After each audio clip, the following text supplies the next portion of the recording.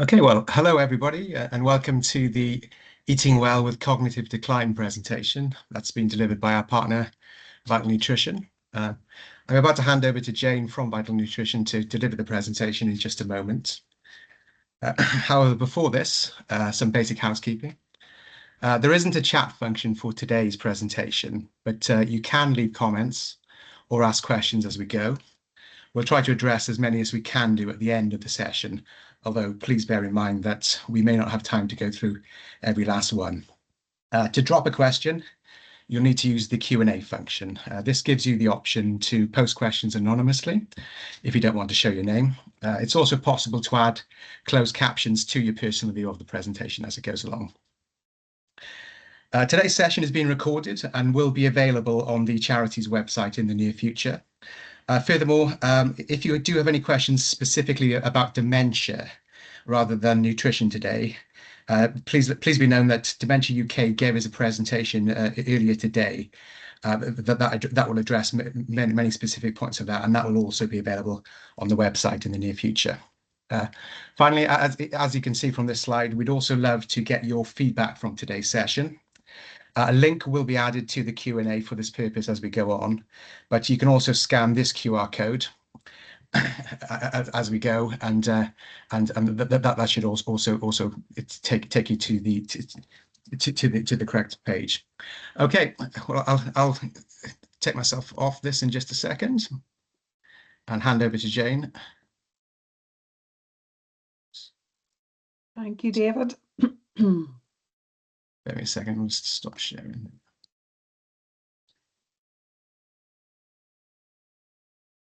Thanks, Jane. Okay, let me get this. Hopefully, oh, hang on. I think we're set up now. Okay. Hello, everyone, and thank you so much for registering and joining this session. If you've missed it, Liz Tomlinson from Dementia UK has just been mentioned there, has done a session about the impact of cognitive decline. So I've worked really closely with Liz on this session, and it's a follow-on. So I'm really looking at the specifics of nutrition and how you can support yourself or your as a carer, the person that you care for, through cognitive decline and dementia. There is a handout, as Kath has said in the chat, and you can access that handout by emailing Lisa Colville. So just let's get ourselves off to a good start with this. I'm just going to give you a quick reminder about who I am, if you've not met me before, why I'm talking about nutrition, and then we'll get into the bones of this. So I want to really give you lots of really practical, useful information in this session, but also there'll be plenty of time for questions at the end as well. So please, as David said, put your questions into the Q&A as we go. So I am a nutritional therapist. I set up my very small business in 2001. So I've got a lot of experience in nutrition. Cognitive decline is not my area of expertise, but as I said, I've worked very closely with Liz Tomlinson at Dementia UK on this subject. And also you'll hear my personal story about my family and why we as a family have had to rethink someone's diet. So I'm going to tell you that story at the end as well. So it's important to remind ourselves how important habits, rituals, and routines are with anyone with cognitive decline, whether it is early onset or whether it is later into the condition. Also, that there are many reasons for cognitive decline, and that's why we have called this Eating Well with Cognitive Decline, rather than focusing solely on dementia. So habits and routine build a structure into our day, and it can have almost like signposts during the day. So it's a really good thing to just keep consistency and keep routine for all of us. I would also put a little bit of emphasis on the fact that we eat not just for nutrition. We eat for pleasure, We eat because it's social. We eat when we're happy. We eat when we're sad. And a lot of these reasons for eating can be magnified when someone has cognitive decline. And it's really important also to keep these other aspects of food habits and eating in the back of our mind. Of course, I'm going to talk about nutrition, but I'm also going to really think about the importance in relation to, for example, the social aspect of food as well. So creating routines and habits. So aiming to have meal times around the same time most days. And very often what happens with cognitive decline is that tastes change, that perception of foods change. It's not just about cognitive function. Also habits around skills, cooking skills, skills around getting organised and making shopping lists and preparing and cooking food can be affected as well. So routine is important for this. Social interaction. We all know how pleasurable it is when you eat with someone. So eating together is a really positive experience here as well and can really help support one's mental health. And enjoyment and pleasure. Actually, just come back to the social interaction. One of the things that you might find is that with your person that you're caring for, that sometimes if there is social interaction, either it can be really overwhelming or it can be really engaging. So it's just thinking about the best situation there. And sometimes, again, with all of us, when we sit and eat with other people, we might eat things that we wouldn't ordinarily, and that's an important thing to remember in relation to this social interaction with someone with cognitive decline. Food is also about pleasure. It's about enjoyment. It can be the simple act of eating something that we really love the taste or texture of, and just really signaling the pleasure neurotransmitters in the brain. So there's more than just nutrition to this. But of course, there are nutritional considerations when someone experiences cognitive decline for whatever reason. Some of these are related to each other. So for example, weight loss and very often sarcopenia and muscle loss. And that can be related to poor appetite or changes in what the person enjoys eating, or as a result of medication. So weight loss and muscle loss, poor appetite. So it may be actually that appetite changes, and you could be caring for someone who previous to their cognitive decline had a very healthy appetite for very healthy foods. And then once these cognitive changes happen, they may want different types of food that maybe are not the healthiest and maybe are not the foods that they would have ordinarily gone for. In this session, you'll hear me recommend foods that you might not associate as being super duper healthy, but in some situations, it's about doing as much as you can, doing the best that you can. And sometimes it's about getting calories into someone, especially if there is weight loss and muscle loss. So the sensory changes, tastes can change, perception of food can change, most definitely coordination and balance. We think of cognitive decline affecting our memory and our brain function, but it can also affect our body as well. And especially with things, for example, like Parkinson's and other neurological conditions. Spatial awareness and all of this can impact one's ability to prepare and cook food. Swallowing and digestion can be an issue. So perhaps food texture needs to change, or the types of food that you eat also may need to change. Hydration, and that can come into just not being in a routine, or maybe forgetting to drink, for example, or maybe not eating foods that are hydrating. So foods that are hydrating would be things like cucumber, melon, salads, as an example. Losing sense of time, the ability to shop, prep and cook, and medications and interactions. I'm not going to go into too much detail about the drug nutrient interactions, but just it is important just to have that in mind, that there may be certain foods that your person or you may not be able to eat because of drug nutrient interactions.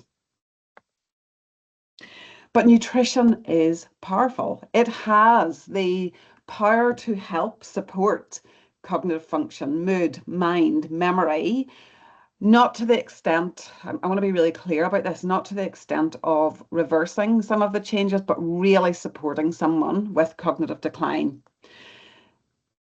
Helping with sleep and digestion, improving strength and body composition, and supporting immunity. So there's a whole lot that we can do to support the person or people that we care for or care about in relation to nutrition. So I'm going to give you lots of ideas and lots of practical suggestions. You do not need to do all of this. And actually, lots of it you will be already doing anyway. Also bear in mind that we've got a lot of people on today's session and you've all got different experiences. So it may be that you're caring for someone who has been newly diagnosed with a condition or someone that is further down the line. And that will impact the changes that are appropriate for your situation. I think that it's important to remember that we are working with individuals with this. So what works for one person will not work for another. And it's really working together as a team as much as you can. A team with your other carers that are in your situation, family, and also the person that you care for. What is the best time for meal times? I think this is a really interesting thing with cognitive decline because we can lose that sense of time.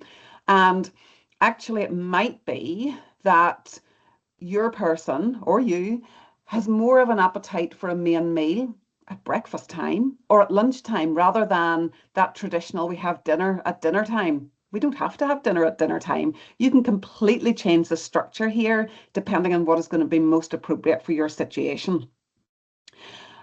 The person I was going to tell you about is my dad, and I'm not going to make this entirely personal, but I do have an understanding about this. And sometimes what can happen is that what my mum, who is his carer, has found is actually making the main meal at lunchtime is much better for energy, for mood, for even things like his balance and coordination.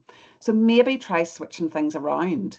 And actually, when you start to think about it, our main meal in the evening, think about when the body needs lots of energy. It's earlier in the day. So is it possible to have something, and it might be something that is pre-prepared, it might be something that is a microwave meal, it might be something that is leftovers, for example, but is it more practical? Is it more effective? Is it more beneficial for your person to have their main meal at lunchtime? Or perhaps a more substantial breakfast? So you can switch things around just to try and see what works for you. Often appetite is affected when our cognitive function is affected, and big portions can feel really overwhelming.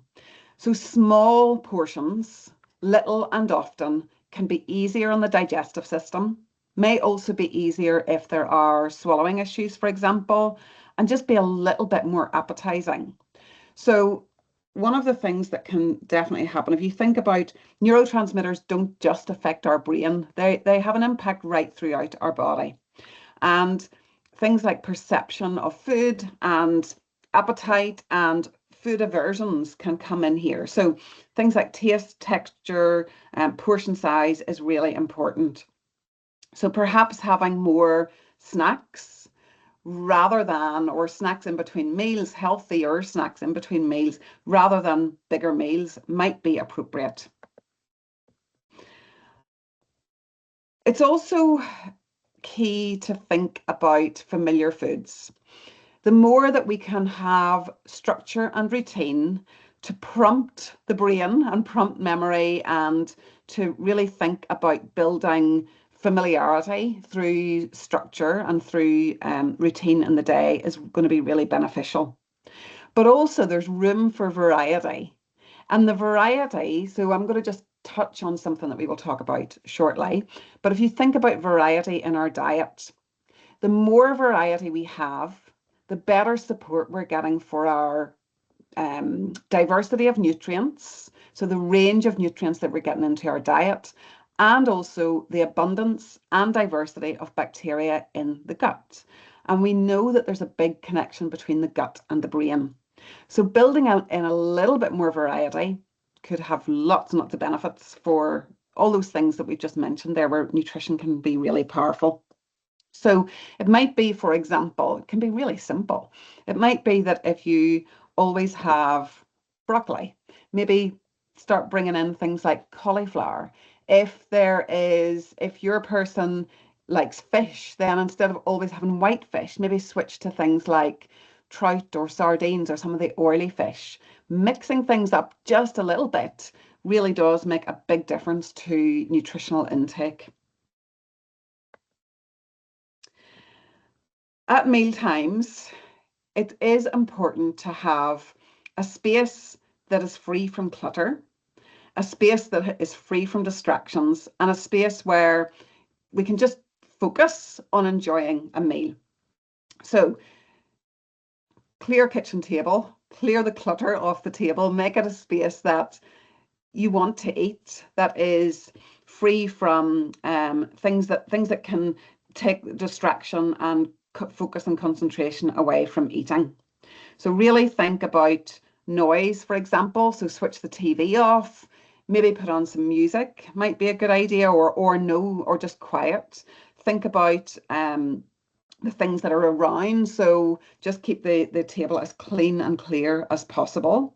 Think about the lighting, for example, and it's not so much at this time of the year, but not very harsh white light. So just think about creating a calming environment at meal times. Sometimes with cognitive decline, meal times can be stressful, and creating a kind of clear space and a comforting space and somewhere that you're going to enjoy eating can make a big, big difference to, again, to that gut-brain connection, but also to a sense of calm.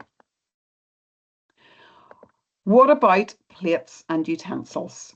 So again, this can be depending on the different stages of cognitive decline here, but this picture is from Dementia UK's website, and there is research to show that having plates that are a plain coloured, the two colours that seem to be most beneficial in relation to the contrast between the food and the plate, are blue and yellow. So it might be that changing your plates and utensils will encourage more variety in the diet and maybe better appetite. It's worth a go.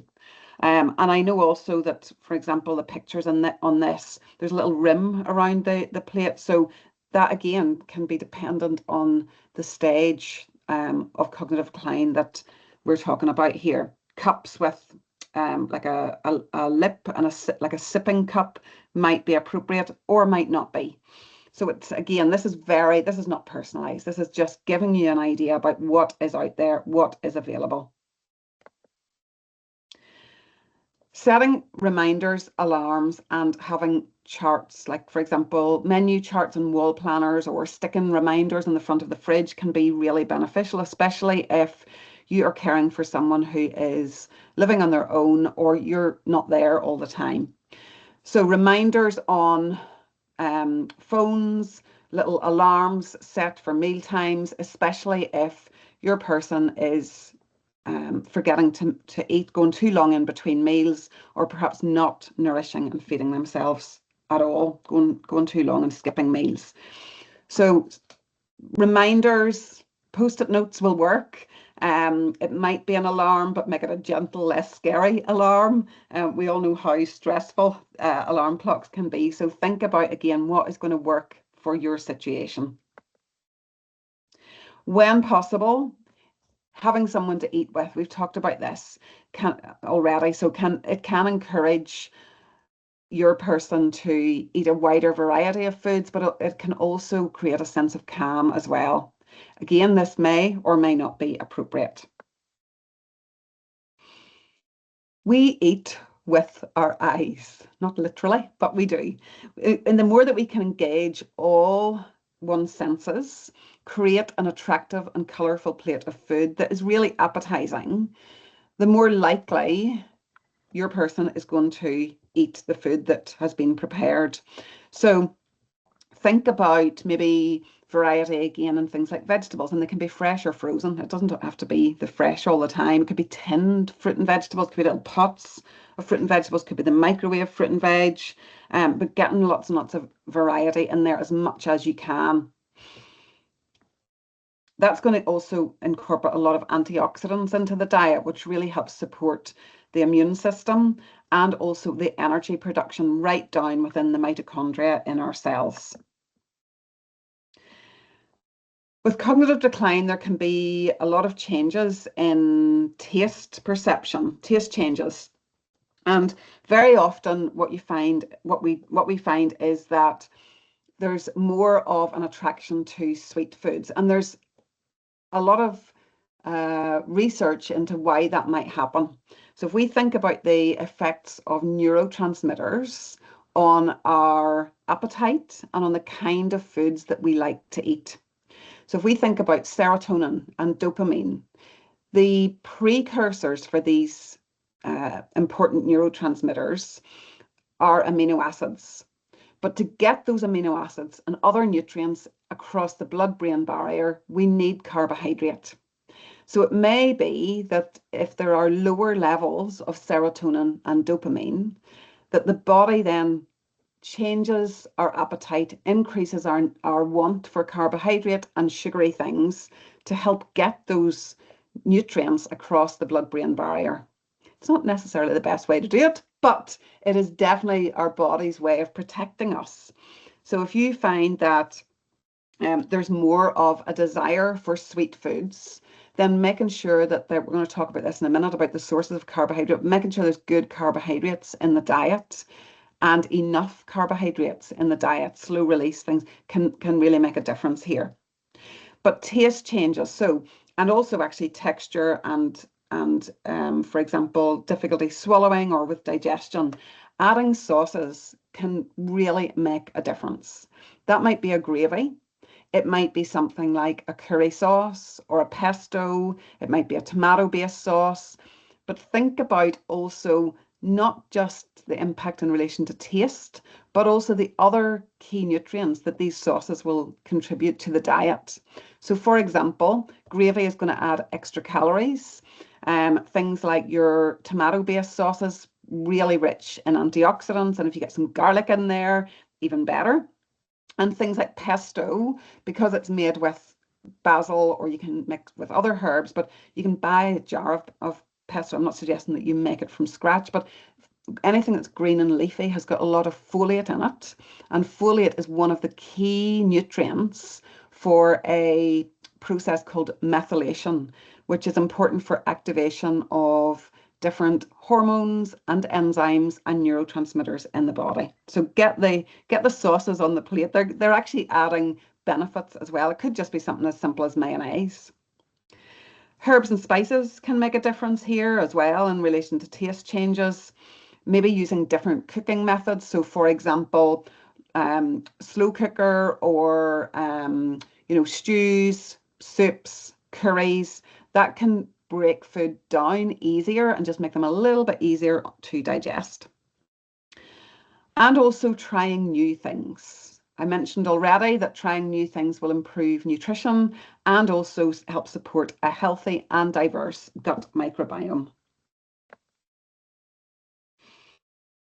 We all know how important fruit and vegetables are, and this is particularly important if we are caring for someone with cognitive decline, that maybe their tastes are changing, maybe fruit and veg is not very appealing.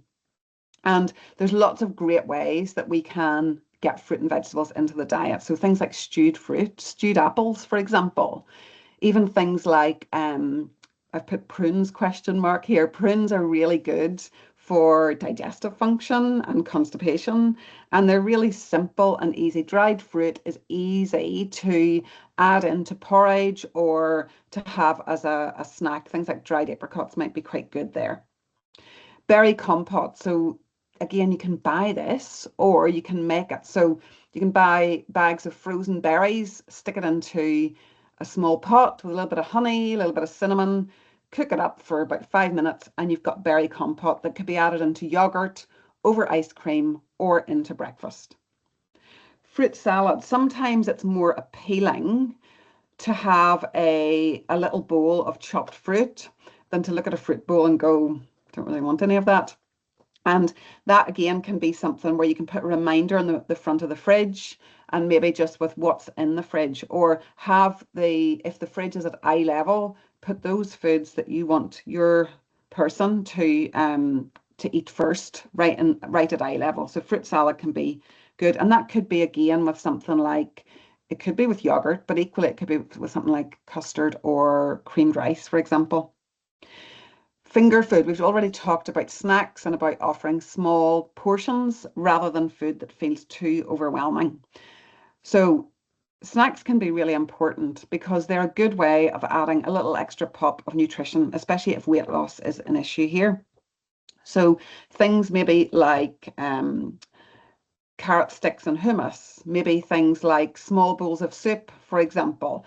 Things like, it depends again on swallowing ability, but perhaps things like sugar snap peas, cherry tomatoes, maybe pieces of fruit or chopped fruit can be good too. Root veg mash is great. So it might be that the person you're caring for, you're taking food to their home and having it in the fridge. So look out for those packs of carrot and parsnip mash, or things like swede or turnip mash. Roasted vegetables. You can get brilliant bags of frozen veggies that can be roasted, put into the air fryer or into the oven, and it's a good way of building more variety. And also stews, curries, and one pots. So adding things like grated carrot in there is another way just to simply get another portion of fruit and veg in. So I've touched on the importance of carbohydrate for transporting nutrients across the blood-brain barrier. That doesn't mean that we need lots of sugar, but often it translates as a sugar craving in our bodies, especially in relation to cognitive decline. And many of you will recognize this and resonate with it, that your person's appetite for sweet stuff may have changed quite dramatically. So things like cereals, porridge, and overnight oats can be brilliant.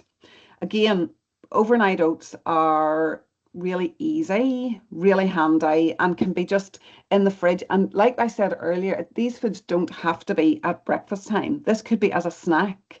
It could be as a lunch or a supper. So oats, perhaps a little bit of grated carrot, not grated, well, you could put grated carrot in it, actually. Grated carrot, grated apple, maybe some sultanas, a little bit of cinnamon, soaked in milk is a really nourishing and easily digested food. Bread, wraps, and pita pockets. So ideally, you want the slow release carbohydrate here. You want the stuff that's got a little bit more fiber in it for different reasons. Slow, sustained release energy, but also better for the gut-brain connection. You can get brilliant little packs of small oat cakes, mini oat cakes made by Nairns, and those with a bit of cheese on or a little bit of pate on can make a really nice snack as well. Pouches of microwave rice can be beneficial. You can also get microwave whole grains, potatoes, and pasta. Just going back to the potatoes idea. You can buy bags of frozen baked potatoes that are easy to put in the microwave. Protein is absolutely essential for neurotransmitter function. The building blocks of protein are amino acids, and those same amino acids are what we need for building our neurotransmitters. But they're also important for muscle formation and muscle function. They're important for energy production within the cells. They're important for the immune system and cell renewal and repair. So making sure that every meal has got some sort of protein in there is important. I did mention earlier about drug nutrient interactions, and there are some that you just need to be a little bit wary of, but check in with your healthcare providers or your consultant if there's anything specific that you are concerned about here. So protein comes from both plant and animal sources, but we want protein that is really easy to digest, especially if there are changes in digestion and swallowing issues. So sitting down to a Saturday night steak and chips may not be appropriate, but something like changing the steak to something like a piece of fish is going to be much easier to digest and chew and swallow. Things like cooking methods, so long, slow cooked foods instead of quickly cooked foods. The longer and slower something is cooked, the more the protein is broken down, the easier it is to digest. So if you think about something like a stew or a really good curry, that the meat has been broken down and it kind of falls away and it's really nice and easily digestible, can be more beneficial. But also think about plant-based sources. So things like beans and lentils, nut butters, so things like peanut butter, smooth peanut butter, or tahini. Also, dairy products can be good here. So things like yogurt, cheese, milk, and eggs. I also want to just point you to thinking about protein as a little add-on.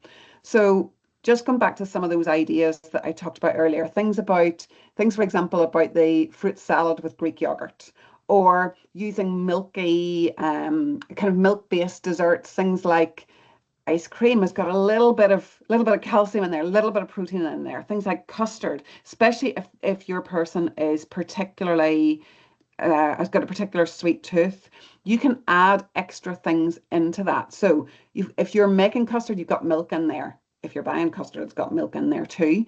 And even something as simple as a hot chocolate or a glass of milk with dinner can really contribute a lot of nutrients to a meal.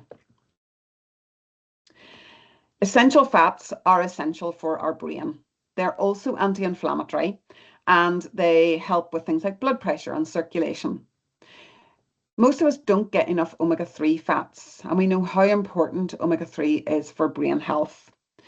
So I would definitely encourage you to build a little bit more omega-3 into your own diet and the person that you care for. The very best source of omega-3 are oily fish, and that can be things like mackerel, sardines, herring, trout, anchovies, and salmon. Tuna is not quite as oily as other omega-3 rich fish. It's okay, but it doesn't contain quite as much omega-3. So things like sardines and toast, things like you can buy those packs of smoked salmon, and they will have no bones, or they'll have skin on it, so you can take the skin off, and you can make a brilliant little smoked mackerel pate. Mash the mackerel up or put it in a food processor with some cottage cheese or cream cheese, a little bit of lemon juice and zest. I put a spoonful of horseradish into mine too. That's personal choice. And you've got this really nice smoked mackerel pate that's great on oatcake. So again, thinking about snacks rather than presenting big meals. Milled flax seeds can be really good, especially if they're going to give you some omega-3, but it's also going to give things like zinc and selenium, some protein, essential fats, and a lot of fiber. The milled flax seeds are particularly beneficial because you get better absorption of the nutrients from them, and also that's better for digestive health, especially if there's constipation. Olive oil, it's not an essential fat, but it contains a lot of monounsaturated fat. So using olive oil in dressings and drizzles, using it if you're doing things like steamed veggies and put a little drizzle of olive oil over the top, it's very anti-inflammatory. And avocado is a good way of getting more healthy fats in, but also more calories into the diet. I've put in there sweet or savory. So you might want to do things like avocado and toast, but you can also put avocado, blitz it up in a blender with a little bit of cocoa, a little bit of honey, a bit of yogurt, and make almost like a little avocado mousse. There's loads of brilliant recipes all over the internet with things like that. Put it into smoothies. You can buy frozen avocado that are really good to put into smoothies. And actually, if you've got ice lolly molds, especially coming into summer, it is summer now, it's really wet here in Belfast, but you can blitz up in your blender any fruit, maybe say banana, maybe berries, whatever you want, and avocado, bit of yogurt, blitz it all up together, a little bit of milk perhaps, and then freeze it in ice lolly molds, and you've got a brilliant, really nutrient dense ice pop. There are some foods that our brain really likes. So green leafy vegetables, I've mentioned folate before. So anything that's green and leafy is rich in folic acid or folate. And folate is a really important nutrient for our brain. So the more greens in the diet, the better. And again, this could be put into a smoothie. It could be, you can get bags of frozen chopped spinach that are brilliant to put into soup, stews, and anything else because it kind of disappears into nothing. But also things like broccoli, things like kale and cabbage are good. Berries, fresh or frozen. Oily fish, we've mentioned. Whole grains, we've mentioned. Nuts and seeds, and beans and legumes or lentils. Things like hummus, things like lentil soup are going to give really good nutrients here that are important for brain function. So I want to share with you some ideas that might be beneficial, might kind of point you in the right direction and give you literally some food for thought. And all of these ideas have got little bonus points, little brownie points with them. So porridge, but mixing in ground almonds with porridge. Obviously, if there's no nut allergies, this is important here, but that just means that you're getting more protein, more healthy fats, and more calories. And it can be, you can get sachets of porridge that have got seeds in it. So it might be something like that you have for your person, and that they can just put that into the microwave make it up with milk. I would encourage you to use full fat milk because there's more nutrients and more calories there. Overnight oats and adding some extras like prunes or raisins or dried fruit there, maybe some Greek yogurt, full fat Greek yogurt. Eggs and toast. Eggs are a brilliant food for cell membranes, for neurotransmitter function, and for brain health. And many of us do not get enough of a nutrient called choline, which we find in eggs. Sardines on toast can also be a really good breakfast. Maybe not what we think about breakfast, but why not? And smoothies. Lighter meals. So I haven't called this lunch on purpose because it might be that this meal is at lunchtime, it might be breakfast time, or it might be dinner time. So a picky lunch, you know what I mean by that? So small kind of little things to nibble at. So things maybe like the carrot sticks and hummus, maybe that smoked mackerel pate that I talked about with oat cakes, maybe things like cheese, for example. Things that are nibbly bits sometimes can be more appetizing. Soup in a sandwich gives a lot more nutrition than just a sandwich on its own, and also the soup, especially if there's swallowing issues, can help the sandwich be easier digested. Eggs and omelets, fabulous, and a good way to get more veggies in there. You can also make little mini omelets in a bun tray. Then you can put those in the fridge, and that's also a good, easy snack. Smoked mackerel pate I've talked about, and filled pittas or wraps. Actually, just come back to this. One of the things that that I know can be sort of when you're thinking about caring for someone with cognitive decline and you're putting food into their fridge. I've got a very close friend who her mum lives on her own and she is her carer, but she lives quite far away. And she gets her some decent sandwiches, just that they are again at eye level. And then she knows that her mum is going to eat at least one of those sandwiches. So it is not, things like that are not, don't feel like you're not giving the best nutrition, that you are not doing what you should do. You're doing the absolute best that you can. And there are so many great little, great foods that are pre-prepared and that are available that can be really good. Also take a look, I was also told by another friend who's caring for her mum that I haven't seen these, but these might be quite useful. Marks and Spencer's do small meals.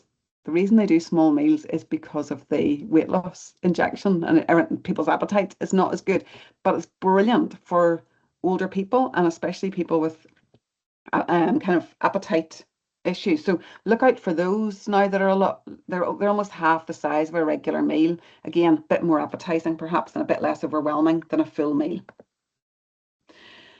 Main meal ideas. So things like curry and rice is really great because, and it can be as spicy or as mild as you like.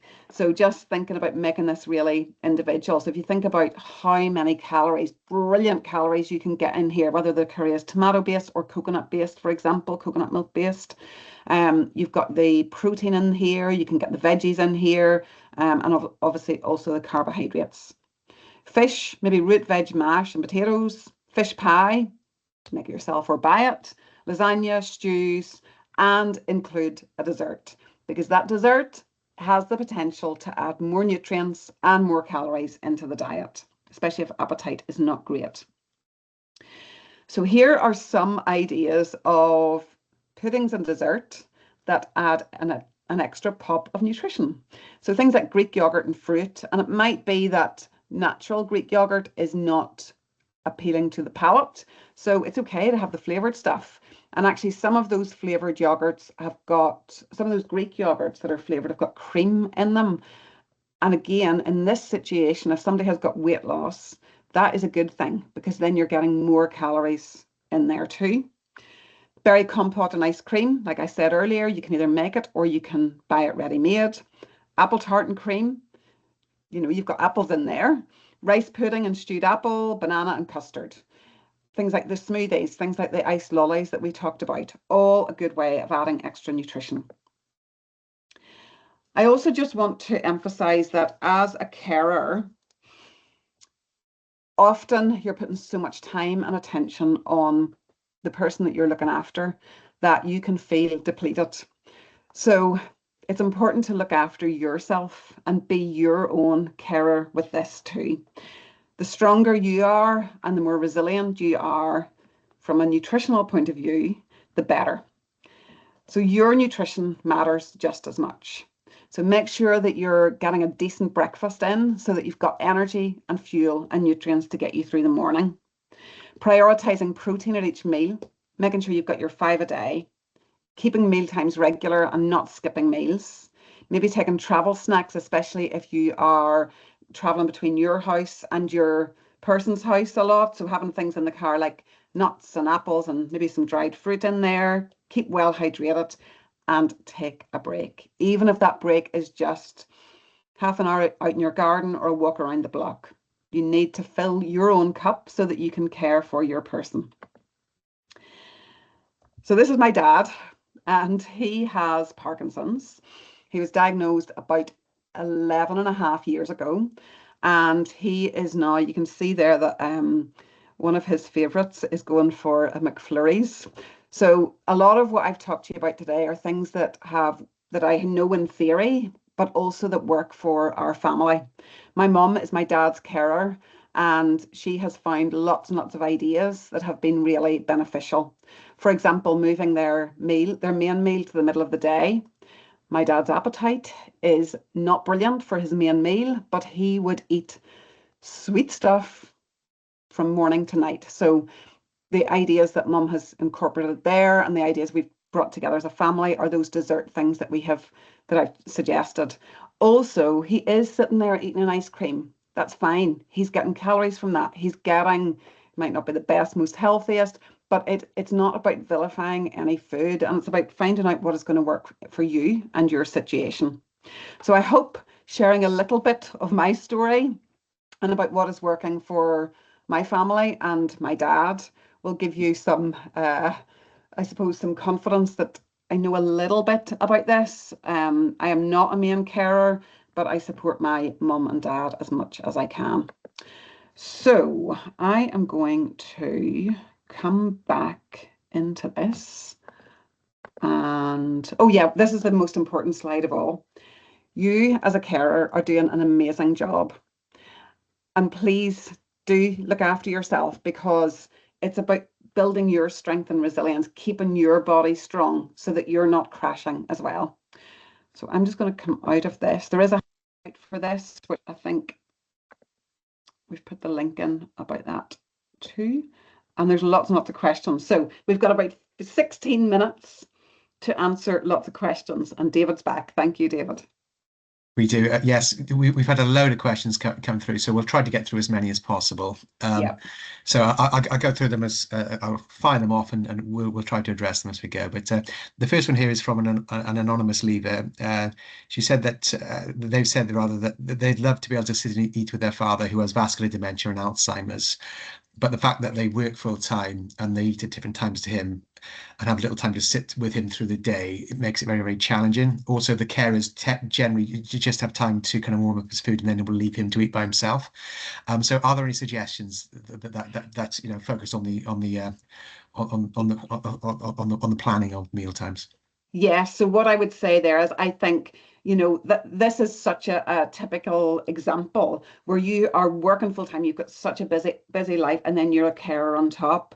So I think that in that situation, maybe something like, for example, if your dad liked music or likes music, having music in the background can be beneficial. It can also be a distraction, so it's working out what works best. And then when you can, even if it is only once a week, sitting eating with them can be beneficial, but it's not always going to be not going to be beneficial. The other thing that can be quite good is just again making sure that the table is clear, like I said, and avoiding distraction. Thank you for that. No problem. A second question then is one that I think there were a couple of similar questions as well further on up as well, but it's in relation to encouraging the cared for person to eat enough calories.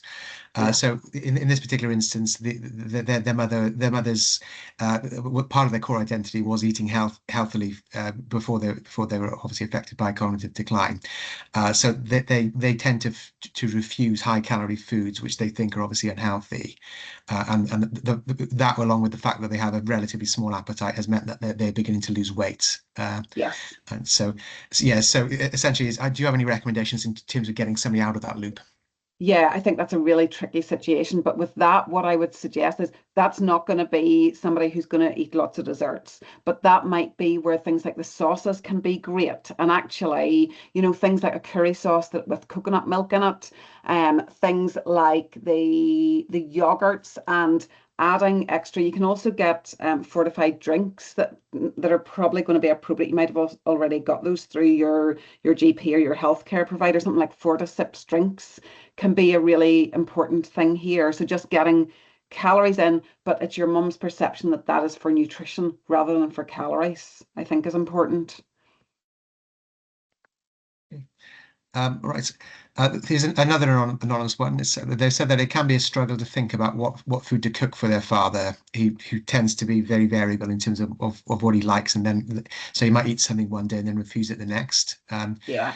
So he's losing strength and motivation over time, and it can be, I mean, can be quite stressful. So, do you have any advice in terms of how best to encourage him Yes, I absolutely get that and identify with that. I think with that, then I think you're doing the right thing. You're presenting the foods that you want your dad to eat and that are going to give him nourishment. But it's having those kind of almost like having a kind of alternative plan where you've got things in the fridge, maybe like those Greek yogurts that I was saying about, the ones with the extra calories and the cream in there, maybe things like those ice lollies that are in the freezer, maybe things just, like snacky things, so that and it might also be that if that food that you're presenting today, he's refusing it, just as long as it's, think about the food hygiene and storage and everything, but just wrap it up, put it in the fridge, and he might eat it tomorrow or another time today. So I think just it's really hard, that I absolutely get that, but just present it again and try some of the other more snacky things. Okay. The next question, it drifts to some extent into other areas of kind of medical practice, but there may well be some things that you'll be able to offer advice about. This person's mother has vascular dementia and Alzheimer's, but she's started to struggle to swallow and has been holding food and tablets in their mouth for a long period. So they've asked for any advice to assist in terms of encouraging her to eat, well, to advice around managing the situation, but also, Yeah. if possible, to encourage her to swallow things down. Obviously, that's an area that certainly might drift into speech and language therapy to some Yes, extent. I think I think that's exactly what I was going to say, is that you will be able to get a consultation with a speech and language therapist. So make sure that you're talking to your I keep talking about healthcare team, because there's you get so many support, whether it's through, for example, in our family situation, Parkinson's nurse, or what your GP. But I think that it's important to talk to somebody that will get you an appointment with a speech and language therapist. Okay, the next question is in respect to iron anemia. Somebody's identified that their mother has had anemia for 12 months, and as a consequence can be quite exhausting and sleep through the meal times at a care home. So because of that, she's getting a limited diet in terms of what's been presented to her. She'll often be offered things like dried cheese sandwiches. Right. So, is there any food group wise, rather, that you'd recommend for somebody in that situation who's struggling? Mhm. Okay, so I think with that, again, those the fortified drinks can be really good, but actually the other part of that question is about a vitamin. So you can get liquid vitamin supplements, and there is a brand called Source of Life that do one. It's almost like a tropical flavor. So something like that in that situation, if she has anemia, just to give her a little bit of a nutritional boost. It's as long as she's not on any other nutritional supplements, just that there's no double up with that, I think is important. But that might just give her a little bit of extra help there. No problem.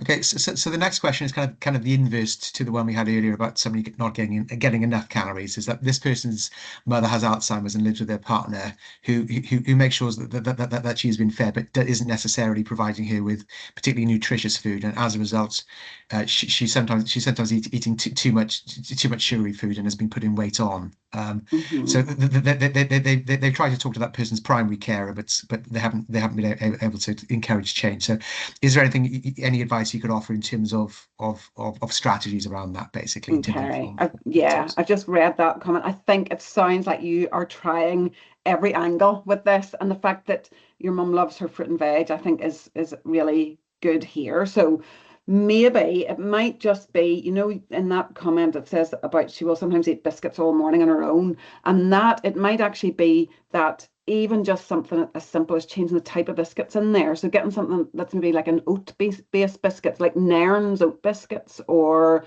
like even digestives that are a little bit lower in sugar, might just be like the first step in the right direction, I think.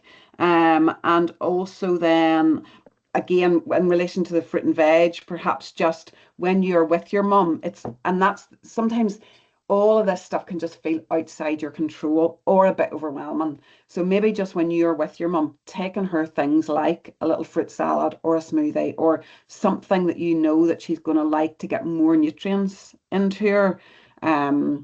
Yeah, it's not an easy situation, is it? When you're kind of getting, everybody's trying to do their best, but I think that's what I would do, is just try and change her biscuits, and then when you're with her, just offer her something slightly healthier.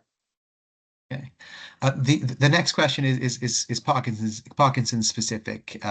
So this person has noted that it's becoming more challenging to persuade their father to eat, because he's encountering a practical problem, is that because of his shakes he's tending to spill things on himself on the floor, but at the same time he's not willing to accept assistance with that. So are you able to offer any kind of tips or advice around strategies to assist him? Yeah, I think it's that again in relation to Parkinson's, because of the motion thing and the coordination can be quite difficult. So finger food, okay, but limited in range, needs to be solid so it doesn't go flying. So maybe things there like you can get really good little, maybe exploring different types of finger food. So I'm kind of thinking there about stuff like um let me think. Things like the flavored oat cakes might be quite good. You can get like fruit flavored oat cakes. It might be things like those ice lollies, for example. With the little ice lolly mold that you make up. That what I was saying about the smoothie. So it's not liquid, but it's solid. Um, Perhaps stuff like that might be beneficial. Again, it's all these situations are so tricky, and I think it's just it sounds like already in this situation that you're doing the right thing by giving him finger food. Um, and maybe just exploring some of the other ideas. There is a handout to go with this as well. So all those ideas that I've discussed are in the handout, and you might find things there that are beneficial. Okay, I just noticed we've only got like 5 minutes left today, so because we'll have to finish at 12 o'clock sharp. So we'll try and get through a few more questions before we do that, though. The next question is that somebody's raised some concerns about the careful person's appetite decreasing. They noticed that their father has decreased the amount they're drinking, and so they're drinking far less water and tea per day, but they started to crave milk particularly. So they were wondering, is it possible that their body's craving any specific nutrient? Okay, it's really hard to tell, but obviously the things that are in milk are protein and calcium. I would talk to your GP about that in case of concerns and ask just to get some of his nutrients checked. Just a really simple blood test, I think, would be the best way to go about that. Okay. There's another similar one here, is that somebody's identified that their elderly mother has been losing weight, but specifically has noted that all of the foods that they've been eating have been starting to taste bitter, and they've started to develop some difficulties in swallowing. They've tried lots of different foods, but and they're obviously struggling. But do you have any suggestions in that respect to assist her Um, in eating or make things and take? bitter food. So again, Mm. that's the idea of the taste perception can change. So supporting the gut microbiome with, and that's actually where soups and soups and smoothies can come in with things that are given the body lots of antioxidants, lots of polyphenols can sometimes be beneficial, but changes in taste perception can be as a result of the condition and or as a result of medication. So it's again using things like perhaps different herbs and spices, things like cinnamon maybe can be beneficial, things like very, very gentle, like ginger, gentle herbs and spices might make a difference there. Okay. The next question is in respect of oils. You also mentioned earlier on that olive oil can be an anti-inflammatory. What are your thoughts on other cooking oils like rapeseed or sunflower oil? Okay, I would encourage olive oil because we know that it's the best for antioxidants and also the monounsaturated fats. Cooking with sunflower oil damages the oil and it becomes pro-inflammatory. Rapeseed oil, okay, but olive oil is definitely the one that has the benefits in relation to anti-inflammatory. Okay. Bear with me just a second. Hmm. Right, may have missed one there, but apologies just one moment. Right, are there any foods you'd recommend that are low fat essentially due to gallbladder issues that their grandmother needs to avoid high fat foods? Right. But low fat, but also still calorie dense. So this person's Okay. mother doesn't have a great appetite. Okay, so with this, then you're kind of it's quite tricky because you're caught between a rock and a hard place. But the calories then are going to be coming from, so instead of coming from fat, it's got to be the calories really from the carbohydrates. So that might be things like building in, I was saying about things like the dried fruit in there, things like different syrups, so stuff like maple syrup in the diet, maybe things like it might also be that the fat with other foods there and with enough fiber in the diet, because with the gallbladder, you've got to get lots of fiber in the diet. So those kind of slightly higher fat foods, medium fat foods, but with vegetables or fruit can be beneficial. And again, I would direct you towards things like those fortified drinks that you can get through your GP. I think this will probably have to be our last question. But Mhm. this person, they just said thank you for all the amazing advice and tips. But they've also identified that their mother is in her 70s and is diabetic. But they also have vertigo and are taking lots of medication for various health conditions which affect their mood. They've asked for suggestions about how to incorporate new things in their mother's diet without it becoming upset or annoyed, Yeah. because they don't necessarily respond well to changes. Yeah, okay. So this is about disguising the food. So it can be that's where the add-ons can be beneficial. So I think somebody had put in there about, for example, milk powder added in to foods. Things like soups that are blended where you can get more nutrients in there. You could put things like some milk or cream or yogurt in there. So using foods that are familiar foods that she's happy with, but how you get the little add-ins, even things like avocado will just add a creaminess, but without adding a flavour. And also remember that on Dementia UK's website, as well as the handout that I've written with a lot of advice from Liz, Dementia UK have got a lot of brilliant information on their website. Okay, brilliant. Well, it's just gone 12 o'clock now, so I think we'll have to bring things to an end.